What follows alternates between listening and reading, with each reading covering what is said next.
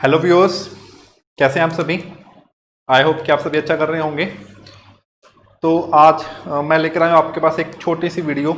ये वीडियो किससे रिगार्डिंग है, कल 4 सितंबर को एक न्यूज़ आई है गवर्नमेंट की ओर से, जिसने स्टूडेंट्स को काफ़ी ज़्यादा वरिड कर दिया है, परेशानी में डाल दिया है। सबसे पहले वो न्यूज़ क्या है वो आपको यहाँ पे साइड पे दिख रही होगी कि जो हमारी मिनिस्ट्री ऑफ फाइनेंस है, ठीक है, हमारी फाइनेंस मिनिस्ट्री है, उसने क्या किया है कि जो भी हमारी मिनिस्ट्रीज हैं वहाँ पे न्यू पोस्ट को बैन कर दिया है। ठीक है, 1/7 के बाद, ठीक है, 1 जुलाई के बाद जो भी न्यू पोस्ट की क्रिएशन है उसको क्या कर दिया है, बैन कर दिया है। ठीक है, अब इससे क्या है कि स्टूडेंट्स को ये लगने लग गया है कि शायद अब वैकेंसीज नहीं आएंगी। ठीक है, अब शायद जो न्यू रिक्रूटमेंट है वो रुक जाएगी। तो ऐसी चीज़ें, जो ऐसे पॉइंट्स हैं स्टूडेंट्स के माइंड में आने स्टार्ट हो गए हैं। तो हम इस वीडियो में ये देखेंगे कि इस न्यूज़ की रियलिटी क्या है। ठीक है, क्या बेस है इस न्यूज़ का, क्यों ऐसा किया जा रहा है, और क्या सच में इस न्यूज़ के बाद क्या सच में अब न्यू वैकेंसीज नहीं जनरेट होंगी। ठीक है, तो आपको पता है कि जो हमारी मिनिस्ट्री ऑफ फाइनेंस है इसमें कई सारे डिपार्टमेंट हैं। उसमें है एक department of expenditure, department of expenditure. ठीक है, तो हमारी मिनिस्ट्री ऑफ फाइनेंस ने, आपको पता है कि कोविड वगैरह की वजह से जो हमारी इकोनॉमी है वो काफ़ी ज़्यादा क्या हो गई है, डाउन चली गई है, डाउन चली गई है। क्योंकि पिछले काफ़ी टाइम से जो चीज़ें थी बंद पड़ी थी। ठीक है, जिसकी वजह से जो ज़्यादा टैक्स वगैरह है वो अब, ठीक है, गवर्नमेंट के पास नहीं आएगा, जिसकी वजह से जो गवर्नमेंट का रेवेन्यू है वो क्या होगा, काफ़ी ज़्यादा नीचे चला जाएगा। तो अब गवर्नमेंट क्या कर रही है, अपने एक्सपेंडिचर को कट कर रही है, अपने एक्सपेंडिचर को कट करके, ठीक है, अपने फिजिकल डेफिसिट वगैरह को जो है वो कंट्रोल करने की कोशिश कर रही है।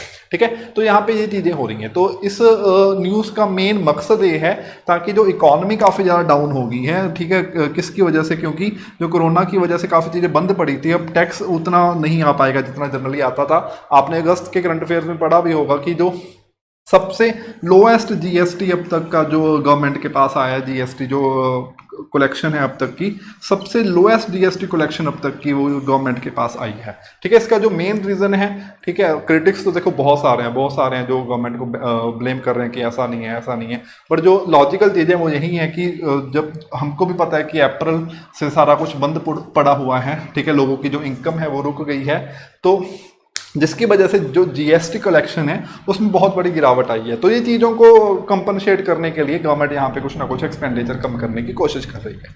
ठीक है, तो ये था, ठीक है, कि हाँ ऐसा हो क्यों रहा है। ठीक है, तो अब देखते हैं कि जो न्यूज़ है, जो न्यूज़ है इसका एक्चुअली ये न्यूज़ क्या है कि अब सच में वैकेंसीज आनी बंद हो जाएंगी। उन्होंने कहा है कि जो भी न्यू पोस्ट है, न्यू पोस्ट है उसकी जनरेशन पे, न्यू पोस्ट की जनरेशन पे उन्होंने क्या लगाया है, बैन लगाया है। न्यू पोस्ट की जनरेशन को वो लोग क्या कर रहे हैं, बैन कर रहे हैं। हम एक एग्जांपल लेते हैं, मान लो एक डिपार्टमेंट है, कोई भी एक डिपार्टमेंट है, उस डिपार्टमेंट में मान लो 10 क्लर्क्स काम कर रहे हैं, 10 क्लर्क्स हैं जो उस डिपार्टमेंट में काम करते हैं। अब इन 10 में से 2 क्लर्क ऐसे हैं जो क्या होने वाले हैं, रिटायर होने वाले हैं, जो क्या होने वाले हैं, रिटायर। ठीक है, अब ये जो 2 क्लर्क रिटायर हो जाएंगे, इट मीन्स अब यहाँ पे जो काम करने वाले क्लर्क हैं वो कितने बचे, 8।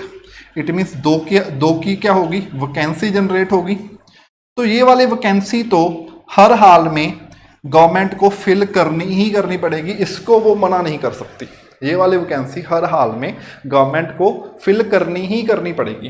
ठीक है, इट मीन्स यहाँ पे भी देखो, अगर ध्यान से देखोगे, उन्होंने न्यू पोस्ट लिखा है, न्यू वैकेंसी वर्ड यूज नहीं किया, न्यू पोस्ट वर्ड यूज किया है। तो न्यू पोस्ट का मीनिंग क्या है, मान लो किसी डिपार्टमेंट ने क्या करना था, कोई ना कोई, जैसे एमडी होते हैं, ठीक है, चेयरमैन होते हैं, ऐसी कोई ना कोई न्यू पोस्ट लेकर आनी थी, या उन्होंने क्या करना था, ऐसे इसी डिपार्टमेंट की हम एग्जांपल दोबारा से ले लेते हैं कि यहाँ पे 10 क्लर्क काम कर रहे थे। वो गवर्नमेंट सोच रही है कि यार 10 क्लर्क हैं जो कम है, ठीक है, हमको ज़्यादा क्लर्क की जरूरत है यहाँ पे।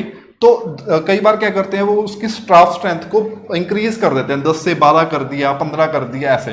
तो इस चीज़ पर उन्होंने बैन लगाया है। या कोई नई पोस्ट जनरेट करनी थी, जैसे आपने देखा होगा कि पीछे एक डिपार्टमेंट में CFO एक नई पोस्ट थी जो इंट्रोड्यूस की गई थी, CFO सेंट्रल फाइनेंशियल ऑफिसर, ठीक है। ये पोस्ट पहले होती नहीं थी, तो उन्होंने, हम जस्ट एक एग्जांपल ले रहे हैं कि CFO की मान लो उन्होंने कोई पोस्ट है जो इंक्लूड करनी है, तो ऐसी पोस्ट इंक्लूड करने में गवर्नमेंट का काफ़ी ज़्यादा जो पैसा है वो खर्च होता है, तो इन चीज़ों को वो बैन कर रही है। बट अगर कोई क्लर्क रिटायर हो गया या कोई भी ऑफिसर रिटायर हो गया, ठीक है, मान लो कोई भी IAS ऑफिसर है वो रिटायर हो गया, ठीक है, या उसने जॉब छोड़ दी, तो उसकी वजह से जो भी वैकेंसी जनरेट होगी वो तो गवर्नमेंट को फिल करनी ही करनी पड़ेगी।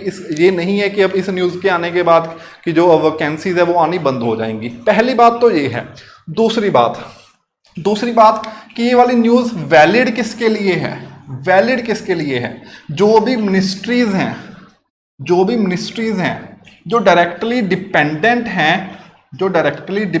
हैं किसके ऊपर? गवर्नमेंट ऑफ इंडिया का जो हमारे पास क्या होता है, जो गवर्नमेंट ऑफ इंडिया के फंड्स होते हैं, गवर्नमेंट ऑफ इंडिया से डायरेक्टली पैसा लेकर वो काम करते हैं, ठीक है। अगर हम बात करें जो पब्लिक सेक्टर बैंक्स हैं, ठीक है, या पब्लिक सेक्टर इंश्योरेंस कंपनीज है, कोई भी PSU है, कोई भी पब्लिक सेक्टर अंडरटेकिंग है, ये क्या करती है? गवर्नमेंट को सरप्लस प्रोवाइड करती है। तो इन शॉर्ट हम देखेंगे कि ये वाली जो न्यूज़ है ये इनके लिए तो वैलिड है ही नहीं, ठीक है। इट मीन वैकेंसीज जो बैंक्स की अगर बात करें, इंश्योरेंस कंपनीज की बात करें, किसी भी PSU की बात करें, तो वहां पे तो वैकेंसीज कंटिन्यू आती ही रहेंगी। इवन की जो ये वाले डिपार्टमेंट्स है, जैसे कोई मान लो डिपार्टमेंट है मिनिस्ट्री ऑफ एक्सटर्नल अफेयर्स, ठीक है, ministry of external affairs, income tax department, ठीक है, तो ये डिपार्टमेंट है जो ये कभी सरप्लस जनरेट करके नहीं देते, ठीक है। तो ये क्या करते हैं, ये क्या होता है, इनका क्या होता है काम कि ये मिनिस्ट्रीज के अपनी मिनिस्ट्री के ऊपर ही डिपेंडेंट होते हैं, उनको जो फंड मिला होता है गवर्नमेंट से, उनके बीच में से ही, वहां से ही उन्होंने पैसा जो लेकर, ठीक है, अपने जो काम है, डेली का रूटीन वर्क है, उसको चलाना होता है। तो वैसे के लिए उन्होंने क्या किया है कि न्यू पोस्ट जनरेशन को वहां पे क्या कर दिया है, बैन कर दिया है। बट जो वैकेंसी जनरेट होंगी किसी भी रिटायरमेंट से या किसी की भी जॉब छोड़ने से, जो वैकेंसी जनरेट होगी उसको फिल करने से बैन नहीं किया गया है। तो आपने ये नहीं सोचना कि यहाँ पे हमारे पास कि अब फ्यूचर में वैकेंसीज नहीं आएंगी, वैकेंसीज आती रहेंगी। आपका काम है प्रिपरेशन करना, आप अपनी प्रिपरेशन को कंटिन्यू रखो, ठीक है। कोई भी इधर उधर से कोई भी न्यूज़ आती है, र्यूमर आती है, उस र्यूमर से आपने अपने माइंड को डिस्ट्रैक्ट नहीं करना, ठीक है। तो आज मैंने आपको यही बताना था। 2 पॉइंट है कि एक तो सबसे पहले इस न्यूज़ का मीनिंग क्या है, ठीक है, कौन सी जो चीज़ है वो बैन होने वाली है, और दूसरा ये एप्लीकेबल कहाँ पे होगी। अच्छा, अगर एक और बात, जो पंजाब जॉब्स हैं, जैसे कि जो स्टेट की जॉब्स हैं, वहाँ पे अभी ये एप्लीकेबल नहीं है, तो सिर्फ सेंटर है जो अपनी मिनिस्ट्रीज के ऊपर लागू कर रही है। अभी ये कोई भी न्यूज़ नहीं है कि स्टेट्स भी ऐसा करेंगी, ठीक है। स्टेट्स के लिए अभी ये चीज़ हमारे पास क्लियर नहीं है, ठीक है। और दूसरा, जो भी पब्लिक सेक्टर अंडरटेकिंग कंपनीज होती हैं वहाँ पे भी ये चीज़ लागू नहीं हो रही, ठीक है। तो आई होप कि आपको मेरा जो पॉइंट है ये समझ में आया होगा, ठीक है। तो आप अपनी स्टडीज़ को कंटिन्यू करो, ठीक है, अच्छे से मेहनत करते रहो जैसे कि अभी तक आप करते आए हो। अगर आप चाहते हो कि आप फ्यूचर में आपकी गवर्नमेंट जॉब लग जाए, तो आपको रेगुलरली हर टाइम बिना अपने माइंड को डिस्ट्रैक्ट किए कंटिन्यूसली हार्डवर्क करना ही करना पड़ेगा। देन आज के लिए इतना ही। Okay, bye bye, thank you and take care.